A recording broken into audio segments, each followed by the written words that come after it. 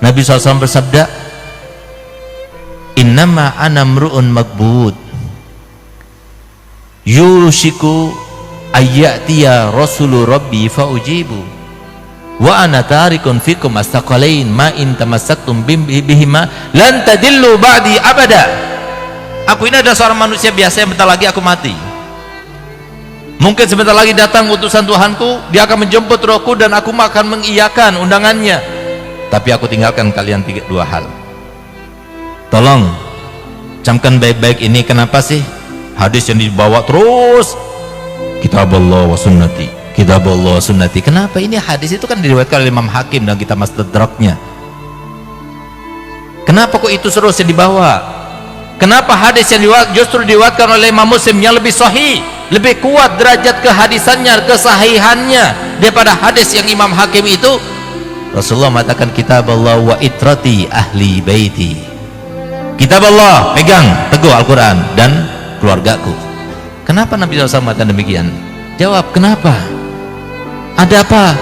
Lalu kenapa Nabi SAW di akhir hadis itu beliau mengatakan uzakirukumullah fi ahli baiti, uzakirukumullah fi ahli baiti, uzakirukumullah fi ahli baiti. Aku ingatkan kalian ya, aku ingatkan kalianlah terkait dengan keluargaku. Hati-hati, mereka keluargaku, mereka cucuku. Dan Nabi SAW berkali-kali mengatakan, aku ini adalah manusia biasa sama seperti kalian. Subhanallah, ambil satu contoh, lihat bagaimana orang yang memuliakan dan tidak memuliakan. Ini contoh yang sangat luar biasa terkait dengan akhir zaman ini. Ada sebuah cerita yang fakta, bukan cuma cerita yang khurafat, di mana ada seorang syarifah punya anak 3. Gak beruntung yang hartanya itu bersambung dengan zuriat Nabi. Beruntung mereka yang mempunyai perhatian kepada zuriat Nabi. Nabi SAW sendiri bersabda dalam hadisnya, man sona'a ma'rufan li bani Abdul Muttalib walam yujazihi fa'ana ujazihi yawmal qiyamah. Barang siapa yang melakukan suatu kebaikan bagi bani Abdul Muttalib, siapa sekarang? Ya para habaib di cucunya Nabi, maka aku nanti membalasnya pada hari kiamat. Subhanallah, ini ada cerita, tapi jangan ditiru. Ada Habib memang gak punya dia, tapi dia malu mau minta-minta. Dan sifat Habib yang paling kental, sifatnya orang Quraisy itu begini, merendah kepada orang, paling anti. Kalau semua ada Habib yang seperti itu, terkontaminasi. Itu Habib yang terlumuri, itu namanya. Kalau Habib yang asli enggak. Coba lihat bagaimana orang Quraisy. Kenapa sih orang Quraisy itu kalau jalan tuh harus pakai budak? Kenapa? Karena takut sampai jatuh sesuatu barang, dia nggak mau menunduk, itu nggak mau. Dia perintahkan itu yang namanya budaknya. Iya, kalau jatuh sesuatu yang nggak berharga, walaupun yang jatuh itu satu karung isinya dinaran, ribuan dinar, nggak diambil sama dia, diambil oleh budaknya. Dari saking merasa nggak mau merendahkan diri di depan orang. Itu sifat daripada habaib yang asli. Subhanallah, bagaimana Nabi kita Muhammad SAW kemudian mengajarkan kepada kita untuk menghormat, memuliakan mereka, sampai lihat bagaimana perhatian Nabi kepada mereka. Ini sambil contoh, ambil pelajaran tapi jangan diambil contohnya. Ada orang habaib, dia nggak mau minta-minta, apalagi sampai nipu-nipu, nggak mau. Tapi apa? Dia mau makan, dia berusaha kerja nggak dapat uang, dia cari kerjaan nggak dapat kerja, sementara dia dan keluarganya harus makan. Sehingga apa? Dia datang kepada seorang pedagang penjual barang-barang kelontongan seperti apa, beras ya, sembako itu ya. Dia datang, Ji, saya mau beli berasnya Ji, tapi saya nggak punya uang, mau nggak Ji saya beli pakai kertas ini? Itulah saya katakan tadi, jangan ditiru. Tapi gitu, apa isi kertasnya? Hutang kepada datukku Nabi Muhammad SAW. Hutang kepada datukku Nabi Muhammad SAW. Masya Allah, Haji itu bilangnya, Masya Allah Bib, dicium kertasnya itu. Ambil Bib, ambil, taruh di paku. Biasa kan pedagang itu kan, notanya taruh di paku, nanti taruh lagi, nanti satu hari dihitung, tulis. Kesian deh mereka, apalagi pas sudah capek-capek, nggak berharga lagi, sudah capek-capek nggak berguna lagi untuk Nabi Muhammad, lebih kesian lagi. Hidupnya susah, memikirkan duit, cari duit terus, tapi duitnya nggak berharga. Makanya semoga Haji Bayu saudara kita ini terus tambah banyak uangnya, supaya perjuangan ini terus, dan semua yang membantu Bola Rasul ini insya Allah pasti mendapatkan tempat di dalam hati Nabi Muhammad SAW. Ayo kita berjuang, yang dengan jabatan, yang punya pejabat dengan jabatannya, yang punya uang dengan uangnya, yang kiai seperti ini, beliau datang itu luar biasa. Datangnya saja itu sudah mempunyai, menjadikan sebuah kekuatan untuk apa? Menguatkan keimanan dan ketakwaan bagi mereka yang hadir. Subhanallah, numpuk 1, 2, 3, datanglah istrinya, kamu itu dibohong-bohongi, ya salah perempuan gitu. Dia itu begini, enggak, sampai timbul juga keraguan. Namanya juga seseorang, makanya kalau setan ya, setan yang nggak kelihatan itu kan luar biasa ampuhnya ya di dalam membisiki seseorang, apalagi setan yang luar biasa yang kelihatan itu. Nah, setan sekarang yang banyak kelihatan itu menjelma ya perempuan, apalagi istri gitu.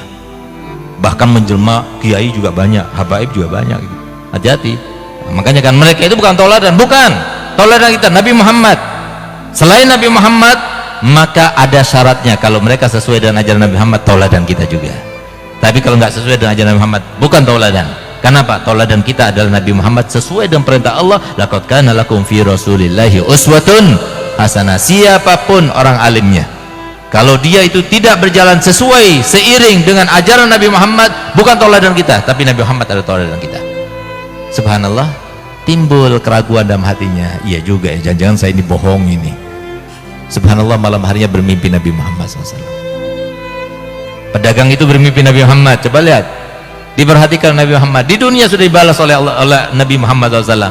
Apa kata Nabi Muhammad? Ji, kamu itu mau aku bayar di dunia apa di akhirat nanti? Sampai kamu itu meragukan saya tidak akan membayar hutangmu. Bangun tidur dalam keadaan menangis. Masya Allah, udah itu dia ambil sertifikat tokonya itu, dikasihkan sama Habib itu, isi tokonya, sak tokonya dikasihkan. Kali ada yang mau melakukan gitu, kirim ke Bangil sana, kirim ke saya gitu. Masya Allah, coba lihat, diperhatikan. Ada lagi satu cerita, ini terkait dengan akhir zaman. Hati-hati, jangan sampai kita tertipu. Makanya kenapa Allah Ta'ala mengatakan wala taghurrannakumud dunya wala yaghurrannakum billahil ghurur. Jangan tertipu dengan imamah ini, jangan tertipu dengan rida ini, jangan tertipu dengan gelar kita sebagai Habib, sebagai kiai, sebagai panutan. Jangan tertipu. Bisa jadi itu adalah sebuah triknya setan untuk menjerumuskan kita. Coba lihat bagaimana ada seorang syarifah punya anak 3, suaminya meninggal, dia nggak bisa bekerja, nggak ada warisan, sehingga kemudian karena terpaksa nggak ada yang bantu. Nah ini harusnya kita cari. Ada mereka zuriat Nabi yang dia itu mau minta malu, mau kerja, dia nggak dapat kerjaan. Nah, yang semacam itu kok dibantu, itu langsung nyambung kepada Nabi Muhammad SAW. Subhanallah, terpaksa nggak ada yang dimakan. Seorang ibu ibanya kepada anaknya, dia keluar. Yang paling mengetahui dengan ilmu terkait dengan kemuliaan dan kebaikan kan para ulama. Datanglah dia kepada seorang mufti di tempat itu, di negara itu. Tepatnya di Irak ini terjadinya. Datang mufti, saya ini syarifah zuriat Nabi, suami saya baru meninggal, saya punya anak 3 perempuan semuanya, nggak bisa kerja kami, dan nggak ada yang bisa dimakan sekarang ini. Kami ingin meminta bantuanmu, ulurkan bantuanmu untuk kami. Apa jawaban kiai? Mana buktinya kalau kamu itu syarifah? Kalau kamu menang syarifah, buktinya apa? Dia nggak bawa bukti. Nasab mungkin waktu itu Toriko apa namanya itu, Robito itu belum ada kali gitu, sehingga belum ada nasab itu yang tercatat seperti paspor sekarang ini. Sehingga apa? Ya sudah, karena dia minta bukti, dia nggak punya bukti, dia keluar. Karena dia itu terhimpit dengan rasa lapar yang luar biasa, perutnya, dia datang kepada orang Yahudi, pedagang Yahudi, tapi dia bilang, "Gal, aku ini syarifah zuriat Nabi." Polos, lugu, tapi nggak ada maksud. Yang polos sama lugu itu karena ada maksudnya. Ini nggak ada maksudnya. Akhirnya apa? Dihormati sama Yahudi itu, dikasih makan, dikasih ini. Kamu di sini sudah, tinggalnya di sini dulu, sampai kamu itu merasa enak, baru nanti kami akan carikan tempat tinggal yang layak untukmu. Tinggal di situ. Malam harinya si kiai itu bermimpi. Itu yang namanya umatnya Nabi Muhammad itu daripada mahsyar, cari-cari syafaat, cari ini. Terus di situ ada pintu, ada surga, ada pintu-pintu surga. Bahkan ada sebuah hotel atau sebuah rumah surga yang sangat mewah, yang sangat indah, maka kemudian dia berharap itu adalah milik dia. Maka kemudian dia tanya ke Rasulullah, itu milik siapa? Itu milik umatku. Aku juga termasuk umatmu ya Rasulullah. Kamu umatku? Lihat mana buktinya, kata Rasulullah. Takutnya kita seperti itu, Pak. Mana buktinya, kata Muhammad? Mana buktinya kalau kamu umat? Ya Rasulullah, masa engkau tidak tahu aku ini adalah umatmu? Kenapa ketika cucuku datang kepadamu, kemudian dia mengaku sebagai cucuku, kenapa kau masih tidak percaya dan kamu mengatakan pada dia dan melukai hatinya? Dia mengatakan, mana buktinya kalau kamu syarifah? Ya Allah, kata-kata semacam itu sampai kepada Nabi Muhammad. Kita sudah lupa bahwasanya Nabi Muhammad SAW setiap hari Kamis sebelum amal kita dilaporkan kepada Allah Ta'ala, disodorkan dulu kepada Nabi Muhammad. Entah apa yang akan dilaporkan besok ini, hari Kamis besok, apa yang akan dilaporkan seminggu ini kepada Nabi Muhammad. Kata Muhammad, kalau aku melihat amal umatku baik, aku bersyukur, aku tersenyum karenanya. Dan semoga kita selalu menjadikan Nabi Muhammad selalu tersenyum pada kita. Tapi kalau amal yang disampaikan kepadaku, yang disodorkan kepadaku daripada amal umatku tidak baik, aku akan mintakan ampun. Dimintakan ampun setiap minggu. Kemudian begitu kepada cucunya Nabi Muhammad, begitu perhatiannya kepada cucu Nabi Muhammad. Subhanallah, coba lihat, hanya kata-kata saja tapi diingat oleh Nabi Muhammad. Kalau kita ini, Pak, ini saya punya anak ini, dia sebetulnya nggak mau ikut, tapi saya biasa pergi sama anak saya supaya dia itu keluar, ada PD dan sebagainya. Kalau semua tadi dihormati, dimuliakan sama Haji Bayu, saya senang. Tapi kalau semua saya datang sudah diundang Haji Bayu, begitu anak saya datang disengkat kakinya jatuh tersungkur, kira-kira saya mau nggak diundang lagi sama Haji Bayu? Nggak bakalan mau saya. Itu kenapa? Nggak bakal saya mau balas, karena saya punya ilmu. Tapi kan saya kecewa, Masya Allah Haji Bayu, setiap saya mulai khutbah pasti saya doakan panjang lagi doanya, anak saya dijatuhkan begitu. Kan kecewa saya. Itu saya. Bagaimana dengan Nabi Muhammad? Subhanallah, coba lihat. Kemudian apa? Dia bangun dari tidurnya dalam keadaan menyesal. Lalu apa yang lakukannya? Dia pergi ke toko Yahudi itu, orang Yahudi itu. Dia bilang, ada syarifah di sini. Gal, iya. Serahkan padaku. Kenapa harus aku serahkan padamu?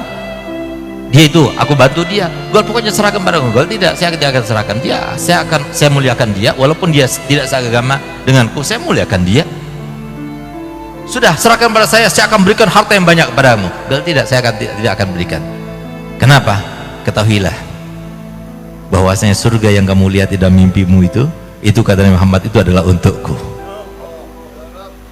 Berkat perhatian kepada Nabi Muhammad, seorang Yahudi yang keluar daripada Islam, tapi Nabi Muhammad datang kepadanya, dan berkatnya dia itu perhatian pada cucunya, sampai kemudian dapat hidayah. Berkat apa? Perhatiannya pada cucunya Nabi Muhammad SAW. Ini orang alim, ini kiai, ini mufti, tapi lihat bagaimana perlakuannya kepada cucu Nabi Muhammad. Hanya seperti itu, minta bukti, nggak langsung percaya, sampai melukai perasaannya Nabi Muhammad. Bagaimana kalau sampai memfitnah? Bagaimana kalau sampai menghujat? Bagaimana kalau sampai menggibah? Bagaimana kalau sampai membunuh karakternya dan sebagainya? Na'udzubillah. Apa tidak akan hancur? Padahal Nabi SAW telah bersabda, qaddimu Quraisyan wa la tataqaddamu wa illa fatahlaku, kata Nabi Muhammad. Hendaknya dahulukan Quraisy, utamakan orang Quraisy. Jangan kamu itu mendahului mereka, jangan jadikan mereka itu saingan. Kalau itu kamu lakukan, jangan salahkan kalau akhirnya kamu binasa. Sehingga kita lihat sekarang banyak para kiai, orang alim, minta maaf, yang hilang karismatiknya, tidak diikuti oleh pengikutnya. Bukankah itu sebagai bentuk balasan daripada apa yang diucapkan oleh Nabi Muhammad SAW? Harusnya mereka yang paling cinta pada zuriat Nabi, mereka yang dikenal dengan ilmu, mereka yang paling tahu dengan ilmu. Semoga kita semua termasuk mendapatkan kemuliaan Nabi Muhammad SAW. Semoga kita termasuk dicintai oleh Nabi Muhammad SAW. Semoga kita termasuk yang benar-benar menjalankan perintah Nabi, bahwa saya mendidik anak-anak kita dengan 3 hal: mencintai Nabi Muhammad, mencintai keluarga Nabi Muhammad, dan juga mencintai Al-Quran. Ya Allah, jadikanlah kami termasuk yang perhatian kepada 3 hal itu, sehingga anak-anak kami termasuk yang selamat daripada fitnah akhir zaman. Ya Allah, selamatkanlah kami semua ya Allah. Jangan biarkan kami keluar di tempat ini kecuali masing-masing di antara kami telah bermimpi Nabi Muhammad SAW dalam tidurnya sebelum meninggalnya, sehingga nanti di akhirat dia akan berjumpa dengan Nabi Muhammad SAW. Sebagaimana beliau bersabda, man ra'ani fil manam fasayarani fil yaqda. Biar apapun yang melihatku dalam tidurnya, maka pasti dia akan melihatku dalam keadaan nyata. Ya Allah, berikan kenikmatan itu kepada kami semua ya Allah. jangan biarkan keluar dari kami kecuali mereka semuanya termasuk dicintai oleh Nabi Muhammad SAW. Ya Allah, jadikanlah, selamatkanlah kami, selamatkanlah keluarga kami, selamatkanlah keturunan kami, selamatkanlah seluruh kaum muslimin siapapun mereka ya Allah, daripada fitnah akhir zaman, fitnah politik, fitnah jabatan, fitnah dunia, fitnah perempuan, fitnah keluarga, fitnah segala macam fitnah. Ya Allah, selamatkan mereka ya Allah, karena kami ingin berkumpul dengan mereka semuanya ya Allah, berkumpul bersatu padu dalam keadaan ya Allah kita semuanya dibanggakan oleh Nabi Muhammad, mendapatkan syafaat Nabi Muhammad, dipimpin oleh Nabi Muhammad, di bawah bendera Nabi Muhammad, diiringi oleh syafaat Nabi Muhammad, melintas di atas sirat bersama Nabi Muhammad, dan masuk ke dalam surga bersama Nabi Muhammad. Rabbana atina fid dunya hasanah wa fil akhirati hasanah wa qina adzabannar.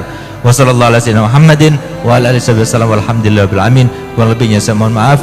Wabillahi taufiq wa hidayah. Wassalamualaikum warahmatullahi wabarakatuh.